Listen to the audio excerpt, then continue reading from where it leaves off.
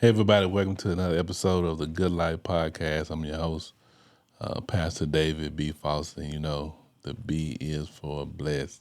Look, I have a special guest here today. Some would say she's my cousin, but really she's like my sister. People used to always get us confused with brother and sister, especially Miss Moody. The concrete with the booty. concrete booty. A little Inside inside joke. joke we got. But no, look, look, this is my girl though, for real, you know, definitely. And just excited to have her on the podcast today. Well accomplished, multiple degrees. How many degrees you got? You sound like I have 3 3 degrees. and 1 professional certificate in paralegal studies. Fairly so. Yeah, so we're educated. So welcome to the broadcast, Khalilah Thank you. Horton-Spencer. Thank We you. want Kenny to get mad at me, so put that on there. But Gotta no, put that welcome. hyphen on it. Right. Include But the no, hyphen. Right. So no, welcome in. How you doing? I'm doing great. I'm just back from spring break, so I'm doing great. Back in the building. Back in the building, back to doing whatever it takes to get students across that stage. Okay, good. Graduation stage, that is. I know we have many stages. Let me be specific. The graduation stage. So, Right. Yeah, it's Like- good to be back at work. No, that's good. Right. So if someone was just meeting Khalilah, how would you describe yourself? Concise, matter of fact, truthful. Yeah. No, that's good. I think that's a good summation Yeah. of who you are. Yeah, so like I said, you educator, been in education how long? Oh, goodness, 25 plus. It seems as though I've been educating all my life. I Yeah. came here as an educator. Yeah, we kind of 5 years old in kindergarten. You know, I was always taking control and telling my friends what to do. Right. The teacher said, get on your mat Right.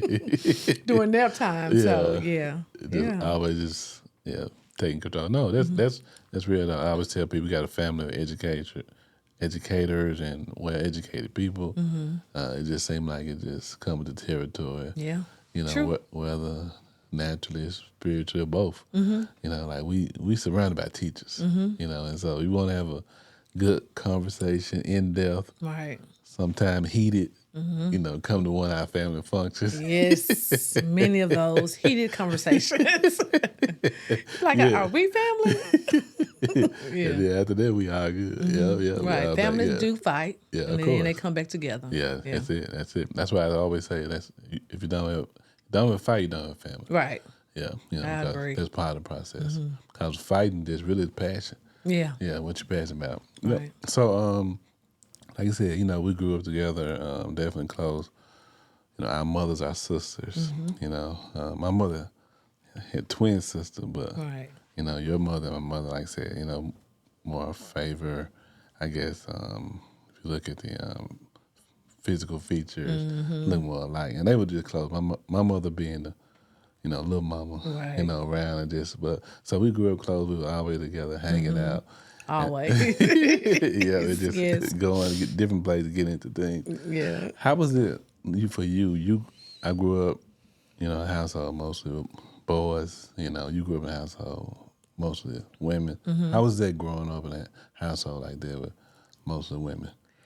Wow, it was never a dull moment, right? Yeah. I can remember my father. Shout out to Coach Fred Horton, legendary Coach Fred Horton, Booker T. Washington High School, Hall of Fame, University of Memphis, so Definitely. Memphis State University basketball player. He will always say, "It's too much estrogen in this house. I got to get out of here." And I can understand that, you know, because we were always doing something, Right, you know, right. saying something. Yeah. Feeling something way, you know, feeling a certain way. Right. You know, we'll have our arguments and disagreements, definitely. Right. My oldest sister, Angela, and my youngest sister, Tasha, they will always get into it. And I was always the mediator in the family. I can remember just recalling our upbringing. They will get mad at each other and they will go mess up each other's room. What? Yes. And I will say, my sisters are crazy. They will they will pull everything out of the closet, out of the drawers. They will mess up their bed, throw the bedspread on the floor, pull all their shoes out.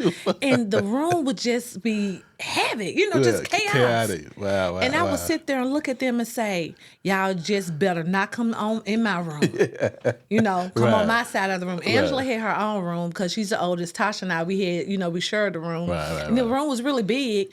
And so we divided up in Tasha's side and my side. Yeah. And I would look at them and say, you all just better not touch my side of the room, my clothes, my shoes. Right. And then once it was over, they have to clean it up. They did this multiple times, David, not just one time. I never heard this story. I know, right? A family full of girls. Yeah. And I would say, what is wrong with y'all? Yeah. And they'll say, okay, then watch this. And then Tasha pulled the bedspread. Okay, then watch this. Angel would go pull out her clothes out the closet and just ransack the dressers and the drawers. Right. It was never a dull moment with those two. Wow. And they said I was always the calm voice. Yeah. But when I got too quiet, you better watch out. Yeah. Because, the wrath, as they will say, Queen Sheba, that they will often call me. I don't know why they gave me that name. Right. But yeah, it was many of those, incidents that I can remember. Right. Growing up with girls, growing up in a house full of sisters, sharing clothes. Yeah. Angela always was like the second mom, Yeah, right? Definitely. And it was just that. Yeah. I can also remember one time we lived over there in Bourneshire. And we went to Gardenview Elementary. Yeah. And so we had to walk to school. We lived in walking distance, right? And my parents would go off, to work, and it was my responsibility because I was only about 19 months, Tasha, when you see this. It was my responsibility to make sure we walked to school. Right. So Tasha will be downstairs eating a bowl of cereal because she loves cereal. And I will be upstairs fixing my hair. Yeah. 50,000 ways. And it was always a ponytail down in the back, if you know what I mean. Yeah. And Tasha would say, you're going to make me late for school. Yeah. What are you doing? And I said, girl, shut up. We're going to make it. Yeah. And she would be so upset with me and telling me every afternoon, and I'll try to do better the next day. But it was a recurring thing. I just could not get that ponytail to the side. Right? So it wasn't a super complex hairstyle. It was just a ponytail down in the back, Yeah. That was the famous, black girl hairstyle. Yeah. And bangs, and bangs. And she was like, how many times you going to fix that ponytail? We got to get to school. And so, it was just many stories of that. Yeah, just like that. Yeah, no. And like I said, growing up, your dad, I said, shout out to, your dad, Coach Horton. Like I said, legendary, for real. Right. Booker T. Washington produced many stars, local stars, and then also NBA stars. And so, he's, he was always, I grew up in a time where men was men. Like your dad, a divorce, my dad had a divorce, so both of them, like I was scared of both of them. Right. Yeah, and but your dad was, like he was nice. One time he let me borrow his record. I think it was Tony. Oh, okay. I don't know, but he let me borrow it. Yeah, it was like I was like, and my dad let me get it, which was. Like, what? Let me take it home. Secular music. Right, yeah. That was right. So I had two surprises one day, so I was super happy. But no, that was cool, your dad. But him growing up with a dad like that, he coaching boys, and like your dad, he was very disciplined. How was that for him, raising girls? For my father, being, who he is in the city, he was always for the underdog. When I say the underdog, the student that had so many barriers, to make it. He was dedicated to that. That was his commitment. And he raised, as you said, many boys into men. And they went on to have collegiate careers and professional NBA careers and overseas. And so he was that father figure for some of them, for a lot of them, that did not necessarily have fathers in the home. And so for him, he would know, I guess I should say it this way, raising girls and then being around, knowing what the city offered in their community. Not to put down their community, but, it was economically disadvantaged, community. Definitely. But shout out to that community. He was so adamant on making sure, that we were always protected. And then when we started to grow, become young ladies, a lot of the guys would be so afraid to say anything to us because they knew who Coach Horton, who Coach Horton was. Right. And so, that, we ran into that a lot. Oftentimes, boys would not want to really engage too much. Yeah. Or if they did, when he will come around, they would, immediately leave. All right, okay, then I'll talk to you later. You like, wait a minute, we were just in a conversation. We, we just cool. Right. And so for him, he just had this this idea where he kept it separate because we are girls, and people would want to take advantage of that, to get to him. Correct.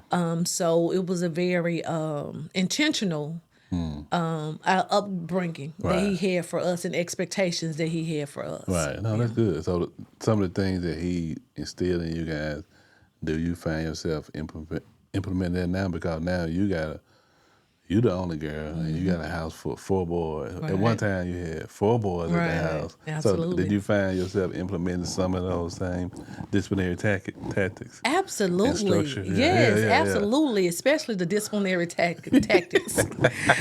Raising 4 boys, wow, and and I have a husband. Right. Their father. It was something that I was not prepared for.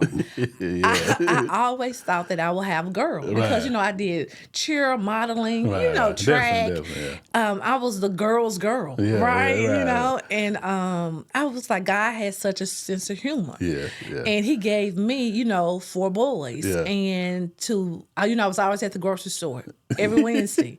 Every Wednesday I had to go to the store. They ate so much. And their father would often say, you all will be all day at school and not eating anything at school. But as soon as you come to this house, you eat up, just raid the refrigerator. And he said, y'all eating for a sport. That's what he would always tell the boys.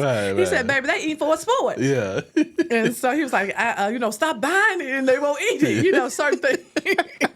Now, I don't want you all the listeners think we fed our children. That wasn't the issue, but they would just always, eat. Definitely. But on the discipline side, our boys play very, competitive basketball. In the city. They have many accolades and track, and my youngest son is in the marching band as well. And so it was important for us to make sure that our boys were involved in things outside of the home.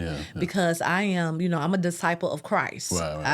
I follow Jesus. I believe in the Father, the Son, and the Holy Spirit. And so I knew it was important that they did things. They had things outside of school. Because we know the devil, an idle mind is a devil workshop. And it really is. Especially for boys, because boys, wants to get into everything, right? Excuse me.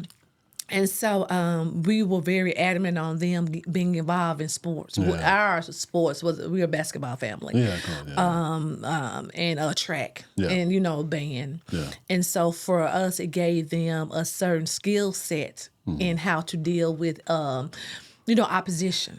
How to deal with things that would not necessarily come easy to them, because it was important to me as a mom. To raise men. That's good. I didn't want to raise broken boys, right? Because it's so much, it's so much better to raise, whole, full, complete men than to repair a broken man from his childhood. So that's true, because it's something Tanya and I always tell, our boys, and we tell people, and that's good to hear you say that, because we said, look, you have to understand your children are going to be adults much longer than their kids. Right.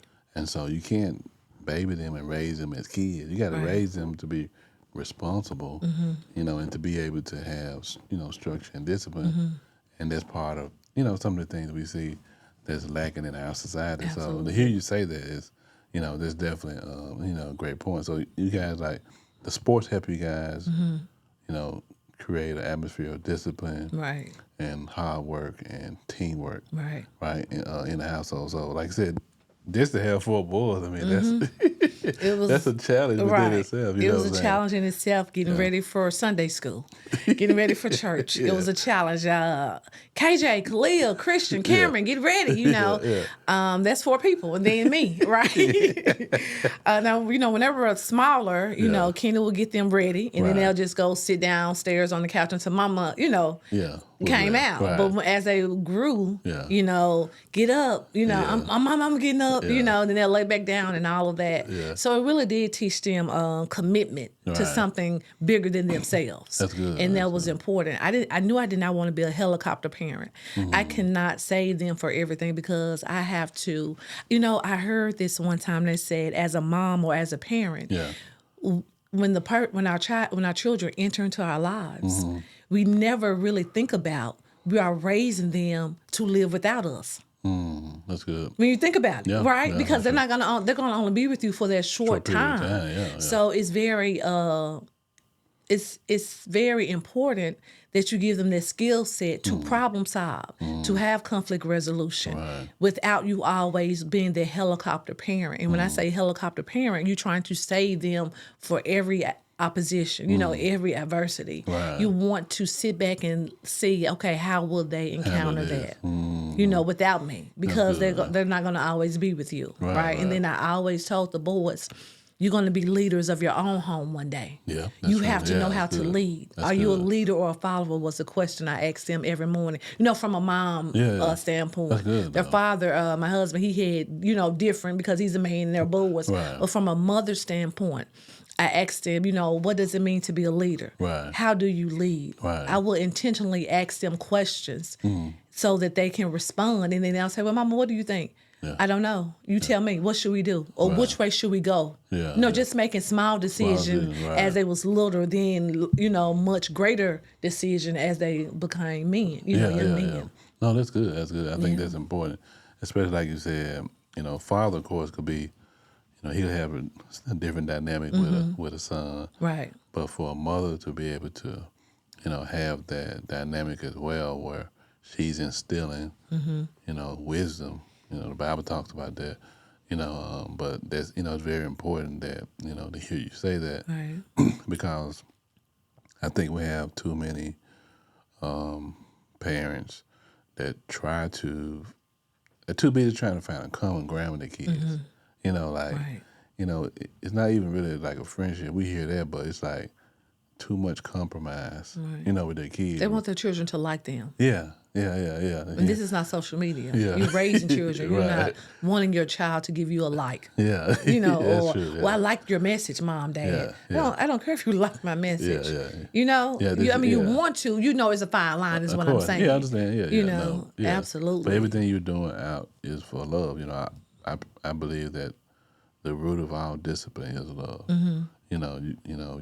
The Bible says again that God, He chasing those that He loves. He disciplined those He loves.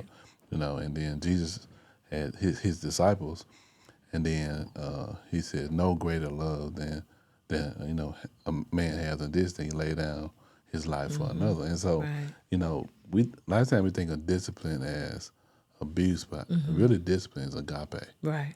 You know what I'm saying? It's love. I agree. And so when you don't discipline somebody, you don't love them. You know what I'm saying? And when I hear you speak, I'm thinking of a scripture that says, open rebuke is better than secret love. Yeah, that's good. Do not love me in secret. If you see me going down the wrong path, if you love me, then you're gonna pull me back and say, okay, this is what's going on. Right. Let's look at this way. Yeah. Don't see me out here doing wrong. Whatever. And you love me so much. I'm not going to say anything because I feel that you're going to be upset. Yeah. And like you said, that's not love. Right. Agape is discipline. Yeah. No, that's absolutely that's phenomenal because, like you said, especially in this society, it's like, I know you guys definitely were raised to speak your mind. We were raised to speak our mind. My dad is very opinionated, but in this society we live in, it's like your opinion now is always scrutinized. Nobody can have a personal opinion. If you go against the grain, or if you're not with the majority, then you got to be wrong, or you got to be being judgmental, or you got to be you're not tolerant. You know what I'm saying? Right. And so how do you feel about that? Especially being a mom, but then definitely being an educator. What are some things you're trying to instill in your kids? 'Cause I know you have an organization, Choice. Right. That word. You see what I'm saying? Choice. Choice. Right. You know what I'm saying? Exactly. Choice is an individual decision. But how do you instill those things as an educator and as a mom to to others?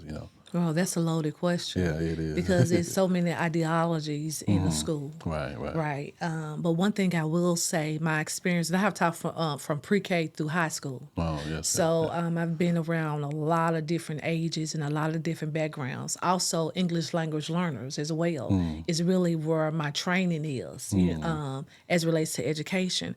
But one thing that I do is that I'm always honest. Children drift with people who have, or two people who have integrity.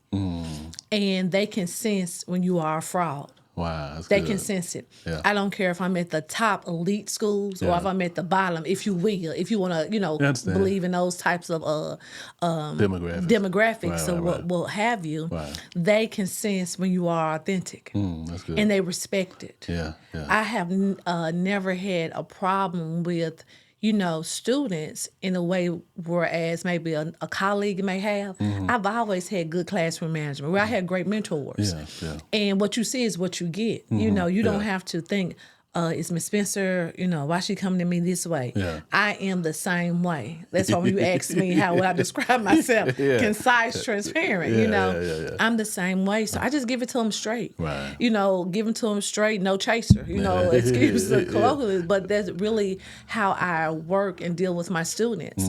And I also provide them with my experiences, and for them, they will always say, or I hear them tell me, you don't act like a normal educator. You always give it to us straight, Miss Spencer, regardless. You're going to hold us accountable. That's good. And the thing with working with the youth is that you have to allow them to mess up. That's good. And then don't beat them to the cross when they do. Wow. But hold them accountable. Yeah. There's a difference, Yeah, right? Definitely. And sometimes what I feel and what I see in our community is that we have this sometimes holier than thou. And we have to remember we were once young. Yeah. We struggled. Still old. Right. And don't got it together yet. Exactly. Still, just being real. Right. So just being real. So to instill it, the best thing I will recommend is that you allow them to see your walk, your integrity, Right. because they're watching you, even when you don't think they're watching you. Yeah. Your children are watching you, even when they don't think that they're watching you. Yeah. You can I've gone into classrooms where you will say, I cannot believe you're acting like this in this classroom. Yeah. When you with me, I don't get that. And I've had, tons of meetings. Yeah. And I will hear them describe certain students. And I'm like, who are they talking? Yeah, they doing what? What? Yeah. I don't see that in my room. That's good. Right? That's good, right. And I lend that to, first of all, to my relationship with God. Yeah. Because I asked God every day, help me help them. Whomever I'm to encounter today, help me help them. Right, and then by that, I am inviting the Holy Spirit in to take dominion over any opposition that I had with students. Now, I've had some. Yeah, of course. Yeah. But I think the most part is that when they do mess up, they come back and they humble themselves.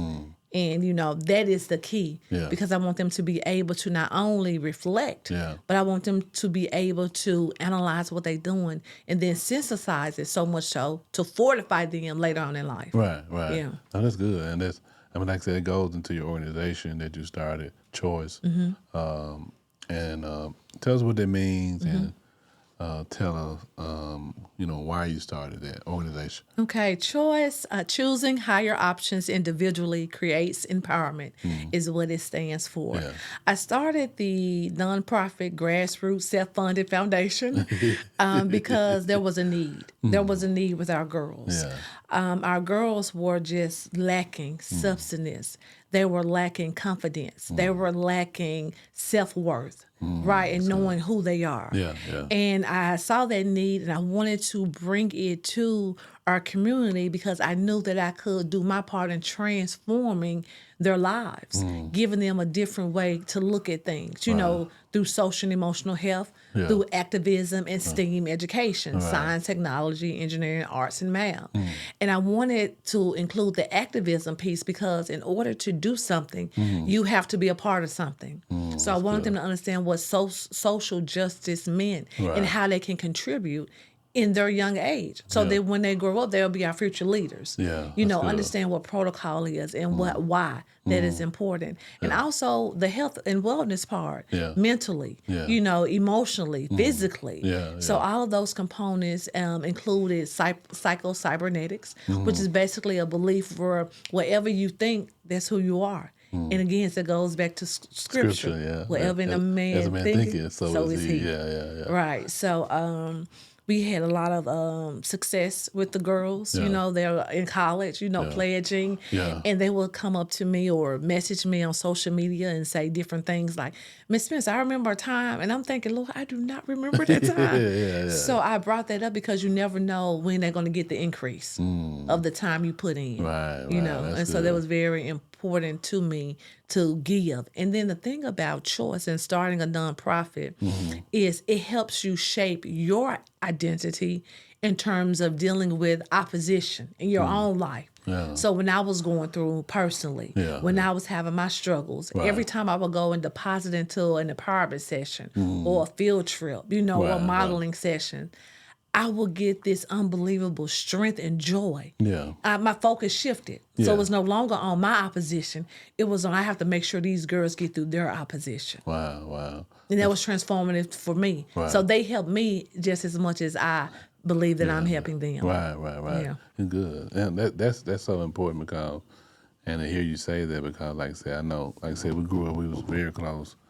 It was 3 of y'all, 2 of us, you know, very close. And then, you know, Angela, you know, passed away. You know, did choice help you through that, or you know, how did that, you know, evolve? Because, like you said, you know, you gained strength from them, and you kept going to make sure that you were able to give back to them. But you also had to heal yourself. So how was that? You know, dynamic working with that as far as the choice and, you know, doing her transition. And the girls. It helped heal my grief. Also in choice, we talked to the girls about grief. They have experienced so much loss, like you would not imagine. You know, I mean, you live in the world, you know, we live in the fallen world. But it's so personalized when you are face to face with the girls and they're looking to you for direction. They're looking to you for answers. Miss Spencer, why did that happen? Why did my sister go? Why is my dad in jail? Why did my parents, you know, break up? And things like that. And so you find yourself being, you know, a leader in that aspect, so you're able to push down your want and what you needed in the moment.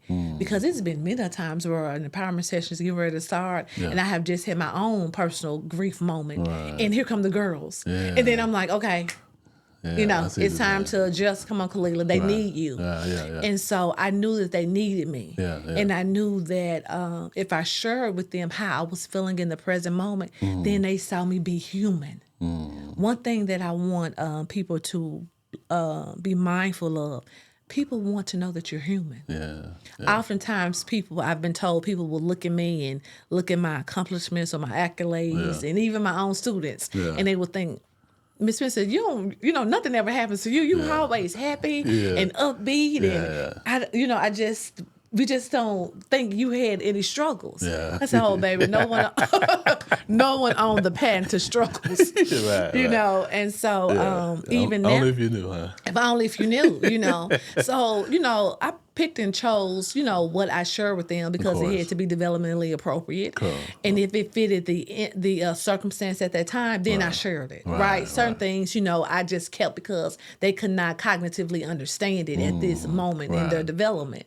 But just sitting here talking to you, I just thought about this. I had thought about this in years. When I went to elementary school, I had problems speaking. And my students, because when I would give speeches and I do things all the time in the community, And they could not believe that I had problems speaking, Yeah. And I use that when I teaching my English language learners, ESL, English as a second language. Okay. And I will tell them that, you are a voice in this world, you deserve to be heard. And it just made me think about how I struggled with speaking when I was in elementary school. Wow, my parents came home and said, okay, you're going to be going to speech, you have a speech therapist. She's going to come. I didn't even know that. Oh. Did you know I went to speech therapy too? No, I didn't. Really? That's crazy. No, that is crazy. Like, we and it's never like, Yeah, like. But it was my shame, so I didn't talk about it. Yeah. It was, I was so, and some of my parents came home and they was like, you're going to go to speech therapy.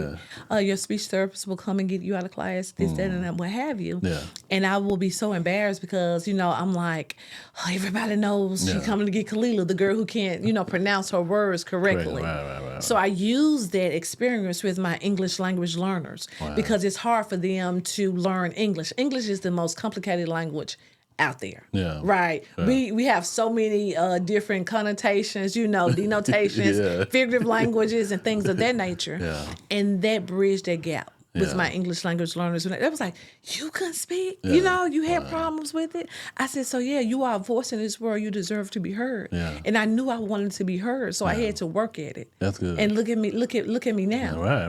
Very articulate. And but thank God. Glory to God. I'm just, you have to use your experiences to be human with people in that moment. No, let's kind of go back to kind of what you're saying, that it's an overarching theme about authenticity and just being real, because that helps them to, like I said, bridge that gap between them. Like you're saying, people may look one way on the outside and see, like you said, Khalilah's like this and that, but when you start to share part of your story, it closes that bridge and that gap, and you're able to relate to them. But no, that's phenomenal that happens. And so you have if you have an annual event for Choice. We had the fashion show last cycle. Okay.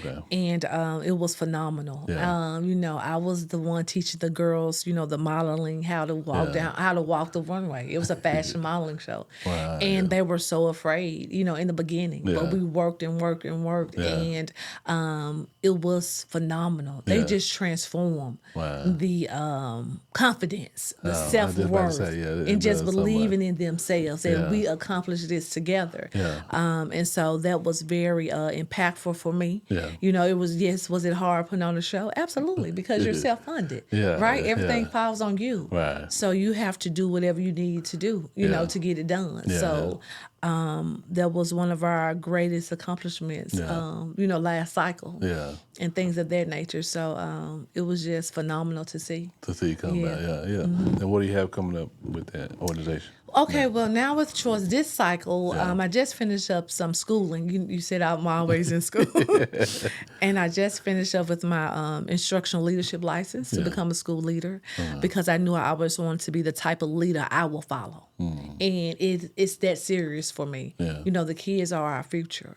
And so with this cycle, with me finishing up all of that immense caseload and work, Choice has moved to more of a tailored service in which we just go and maybe speak to a group of students. It could be at church, or it can be when I'm at school, or just out in the community. And so it's more in the stages of, recoveting, Choice, because I want to bring another aspect to it. Wellness. Right, because our children are suffering. We have to get them in shape. Health is wealth, not money. Health is wealth, because you can have all the money in the world and you're not healthy enough or fit enough to enjoy it, right? That's true. So we're in the recovering of Choice this cycle. Like I said, finishing up some personal, professional things that I had, goals I had for myself. And I look forward to see what's to come. But we do have a website, so you can go out there and view and anything that you want to see and support. It's a choice thing, THANG, thang.com. Yeah.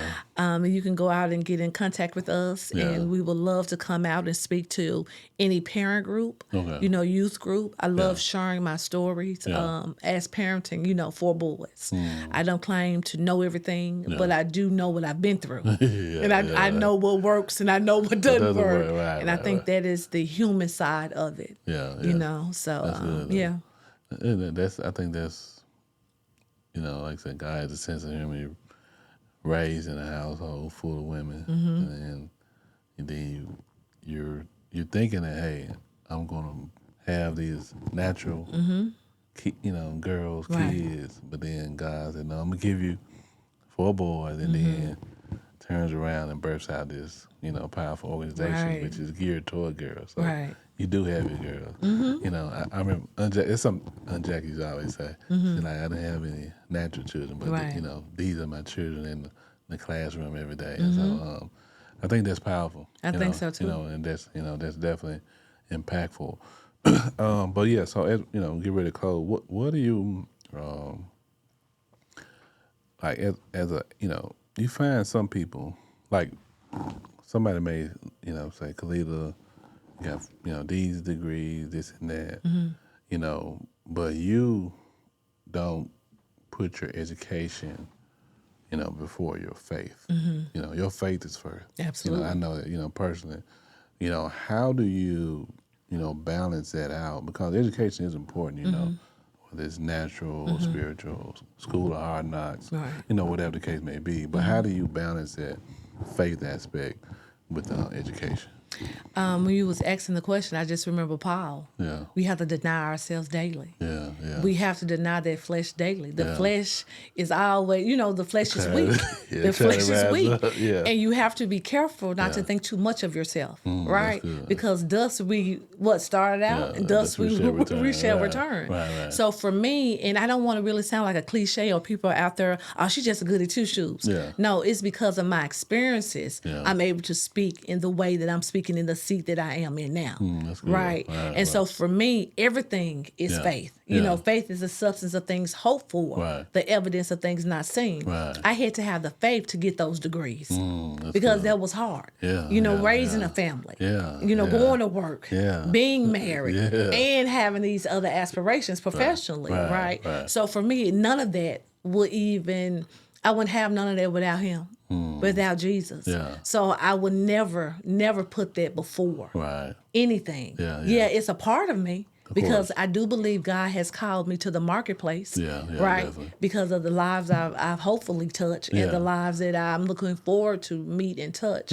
But for me, I do have a problem with recognizing my accomplishments though. Really? So let me be able to have a transparent moment with the listeners out there. I have a problem with recognizing my own, accomplishments and accolades. Wow. And I don't know because I don't want to be too prideful or boastful. And I don't want to make anyone feel bad if they don't have it. Correct. Right. And so for me, people would say congratulations on this or congratulations on that, and I will always talk it down. It's so thank you. Let's talk about something else.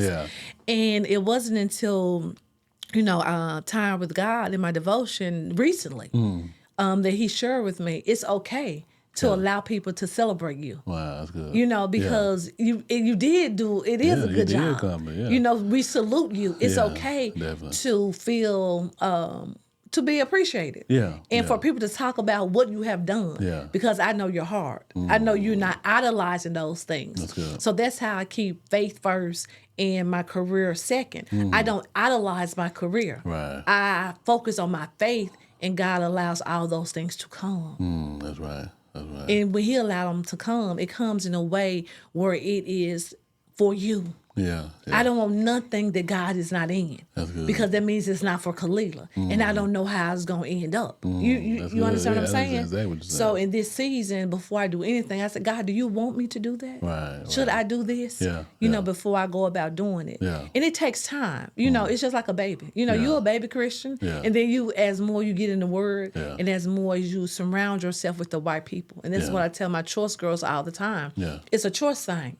Choose wisely this day state. Choose higher options individually so you will be empowered. Don't let no one take your empowerment from you. You know, that's Choice is important. empowerment. Yeah, that's good. Yeah, I really wish many people get that message though. That choice, it's your choice. Right. Yeah, and don't let anybody take it from you. Right. Absolutely. Yeah. No, so that's good. Yeah. And so just one more time, tell them about your website and the name of the organization, so they can look. Just let them know what the website is. Okay, all right. Choice. It's a choice thing. We love our choice. You may visit us at itsachoicething.com. Thing, THANG. Yes, it is a choice thing. ITS. A choice, CHOICE, thing.com. We're also on TikTok and Instagram at It's a Choice Thing. You can find us there. If you're wanting any type of educational support, we do tutoring. We speak to youth groups. We want to have partnerships with parent groups, more community partners, so we can come out and speak to our youth because they are our future. And I believe, just as Whitney Houston said, I believe the children are our future if we teach them well and let them lead the way. That's good. That's good. Hey, look, thank you guys for tuning in. Look, we definitely appreciate you. Just always tapping in with us. Don't forget to like, share, and subscribe here on YouTube. And look, make sure that whatever you do, that you always remember that the choice you have is yours, and don't let anybody take it from you. And look, until next time, remember there's nothing like living the good life. All right, peace.